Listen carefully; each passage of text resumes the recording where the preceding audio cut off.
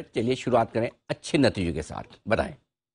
Good morning sir. अच्छे नतीजे कम आ रहे हैं, बुरे ज्यादा आ रहे हैं, बट अच्छे नतीजे में जो लाइन में मेरे पास कंपनी है सर, वो आईएफएल फाइनेंस है। Disclosure, I personally have invested in this stock, we have advised also, so very very biased in terms of this company.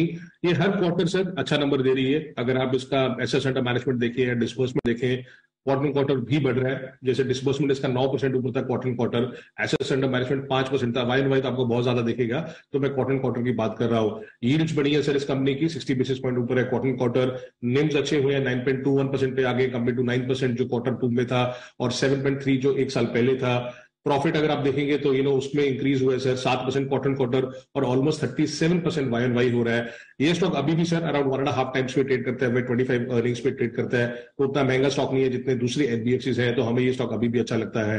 Orient electric के सर नंबर्स आपको अगर आप कंपेयर करेंगे तो आपको शायद लगेगा कि कमजोर नंबर है, बट आई थिंक जो स्ट्रीट एक्सपेक्ट कर रही थी उससे बहुत अच्छे नंबर्स आए हैं। स्पेशली इलेक्ट्रिकल कंज्यूमर ड्यूरेबल जो सेगमेंट है इनका, इन्होंने अच्छा किया हुआ है। तो पॉलीकैब ने अच्छा किया सर, ओरिएंट इलेक्ट्रिक ने अच्छा किया, हैवेल्स ने उतना अच्छा नहीं किया। बट अगर देखें तो ये highest ever quarterly top line थी कंपनी की, जो इस कंपनी ने थर्ड क्वार्टर में की है। ऑलमोस्ट 740 करोड़ का टॉप लाइन किया, which was up 45% quarter quarter. और वो जो रिवर्सल आया वही मैं बोल रहा हूँ कि अच्छा है। इंपॉर्टेंट क्या है सर कि क्योंकि इन्फ्लेशन एनवायरमेंट है, हेवल्स ने भी बोला कि हाँ भी उनका मार्जिन खराब हुआ इन्फ्लेशन के कारण। इन लोगों ने एक संचय करके एक प्लान बनाया, कॉस्ट रिडक्शन इनिशिएटिव है, उसके कारण अभी भी आप देखिए ग्रॉस प्रॉफिट मार्जिन है जो इंक्रीज हुए क्वार्टर क्वार्टर और वाई एंड वाई, और मार्जिन अभी भी 7.5% पे रहे हैं, जो अच्छी चीज है। एज ए सेड, ईसीडी जो इलेक्ट्रिकल कंज्यूमर ड्यूरेबल बिजनेस है, वहां पे 12% का वाई एंड वाई ग्रोथ आया और 75.4% क्वार्टर क्वार्टर ग्रोथ आया, जिसके कारण आपको नंबर इतने अच्छे दिख रहे हैं। और कुछ और कंपनीज है, Mangalore chemical and fertilizers, I don't know कहां से नंबर आए, बट ये जो रिवर्सल आया इस कंपनी में, बहुत तगड़ा रिवर्सल आया है, जहां पे सेल्स ऑलमोस्ट 1150 करोड़ हो गए compare to 290 crore quarter quarter और 750 करोड़ वाई एंड वाई। तो नंबर्स बहुत अच्छे दिख रहे हैं इसके। And one logistical company which has been consistently doing good, थोड़ा एक्सपेंसिव आप बोल सकते हो compare to other companies, transportation corporation of India. I think they have done very well in terms of revenue led growth, 3.5% quarter quarter growth आया और 15% Y Y growth आया। तो अच्छा, good numbers coming from transportation corporation of India. उनकी सारी division, चाहे freight हुआ, supply chain solution हुआ, they all did well sir. तो ये है आपके लिए गिनती के थोड़े से चुनिंदा अच्छे नंबर और लंबी लिस्ट है कमजोर नतीजों की। शुरुआत करें मरिंदर। सर ये केमिकल्स, एग्रो केमिकल्स में आई डोंट नो क्या हो रहा है, बट इनके नंबर्स अच्छे नहीं आ रहे हैं।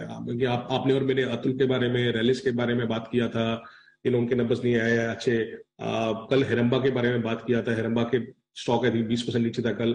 Asterisk life sciences a great company sir, but I think कि जो डिमांड स्लम्प है एक्सपोर्ट मार्केट में, वो इनको बहुत बड़ा हिट कर रहा है, क्योंकि इनकी इन्वेंट्री बिल्डअप हो चुकी थी और डिमांड नहीं है यूरोप में, नॉर्थ अमेरिका में, लैटिन अमेरिका में, जिसके कारण आपको दिखा कि हाँ भी ये सारे के सारे जो टेक्निकल बेस्ड एक्सपोर्ट प्लेयर्स है उनको परेशानी हो रही है, चाहे वो एस्टेक हो चाहे हेरम्बा हो। बाकी 200 करोड़ से रेवेन्यू ऑलमोस्ट आधा हो गया सर, क्वार्टर क्वार्टर की बात कर रहा हूँ। 12 करोड़ एबिटा है 33 करोड़ से, मार्जिन 25% के मार्जिन 10% पे आ गए हैं, और प्रॉफिट ऑलमोस्ट नेग्लिजिबल है। 1 करोड़ का प्रॉफिट आया, जो एक टाइम पे कंपनी 18 करोड़ करती थी, क्वार्टर क्वार्टर 25 करोड़। बट इसमें एक इंपॉर्टेंट ट्रेंड समझने की जरूरत है सर कि इन सब कंपनीज में हो क्या रहा है, क्योंकि अगर इतना डिमांड स्लम्प आ रहा है इन एक्सपोर्ट मार्केट में, आगे जाके आउटलुक क्या होगा। मैं देख भी रहा हूँ कि ये कॉन्कॉल कब करते हैं, कॉन्कॉल का अभी तक कुछ आया नहीं इनका, तो ये समझना बहुत जरूरी है। बिकॉज ये जो नंबर्स आए हैं, Aarti drugs, Heramba, Astec life sciences, इनके नंबर्स अच्छे नहीं है sir. IMFA higher raw material cost, lower realisation of ferrochrome prices, ये सब चीजों ने मार्जिन हिट किया। तो मार्जिन एक टाइम पे सर इंफा का 32% हो गया था वाई एंड वाई, और अभी ये सिंगल डिजिट मार्जिन हो गया 9.5%। तो नंबर्स कहीं से भी अच्छे नहीं है। Of course IMFA has been a very cheap stock, which always will be a cheap stock. Volumes थोड़े से ठीक हुए हैं, बट आई थिंक रियलाइजेशन पे हिट आई है। तो रियलाइजेशन 9% नीचे क्वार्टर क्वार्टर, 20% नीचे वाई एंड वाई। और द्वारिकेश शुगर सर, बाकी धामपुर के नंबर फिर भी बोलूंगा ठीक आए थे, पर द्वारिकेश के नंबर उतने अच्छे नहीं आए जितने लोगों ने सोचा था। तो ये वीक में डाला सर मैंने द्वारिकेश शुगर। ये है आपके लिए कमजोर नतीजे, लेकिन कुछ रिजल्ट ऐसे भी है उम्मीद के मुताबिक रहे, जरा उनके बारे में विस्तार से बताएं वरिंदर। तो टेक महिंद्रा का मिक्स आया था सर क्लियरली, कि उनका रेवेन्यू ग्रोथ जो है वो थोड़ा सा कमजोर आया था जितना लोगों ने सोचा था। लोगों ने 0.5% सोचा था, ये 0.2% आया। मार्जिन उनके थोड़े से ज्यादा अच्छे आए हैं। पर टेक महिंद्रा कोई ऐसा स्टॉक नहीं है जो आपको बहुत सस्ता मिलता है, और अभी भी परफॉर्मेंस उसका लैग कर रहा है पीयर से। तो इन लाइन रिजल्ट से थोड़ा सा वीक है। एलएनटी के नंबर्स में उम्मीदें ज्यादा थी मार्केट में सर, कि बहुत तगड़े नंबर आएंगे एलएनटी के। मेरे ख्याल में उस तरीके से मार्जिन मिस आया। ऑर्डर इनफ्लो आपको अच्छा दिखेगा, बट मार्जिन मिस क्लियरली है, और इन्होंने अपना कोर मार्जिन गाइडेंस भी कट किया है एलएनटी का। और एक सेगमेंट जो हम क्लोजली वॉच कर रहे थे सर, एमडीएफ, चाहे वो ग्रीन पैनल हो, या फिर other companies like Century Ply, तो एमडीएफ का मार्जिन जिस तरीके से हम लोग सोच रहे थे कमजोर होगा, वो 35% से कमजोर हो गया, 25% हो गया है।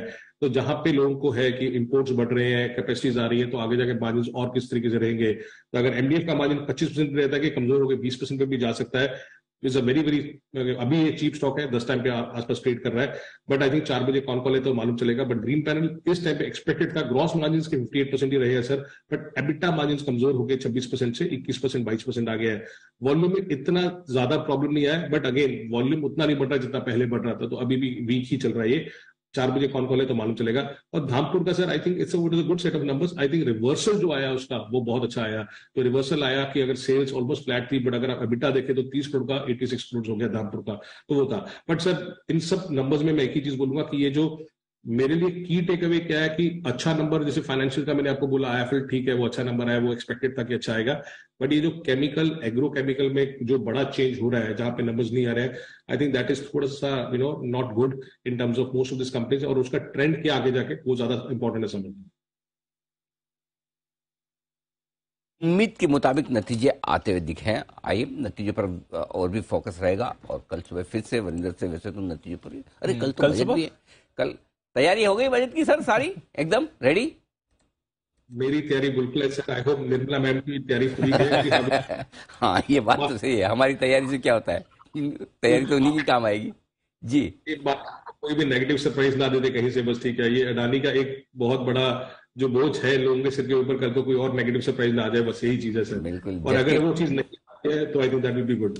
झटके खाने की हमारी ताकत बची नहीं, बस हम यही कहना चाहते हैं। बाकी सब ठीक है। बहुत बहुत धन्यवाद वरिंदर, रिजल्ट विश्लेषण के लिए। कल सुबह आपसे फिर होगी मुलाकात। बहुत बहुत शुक्रिया आपका।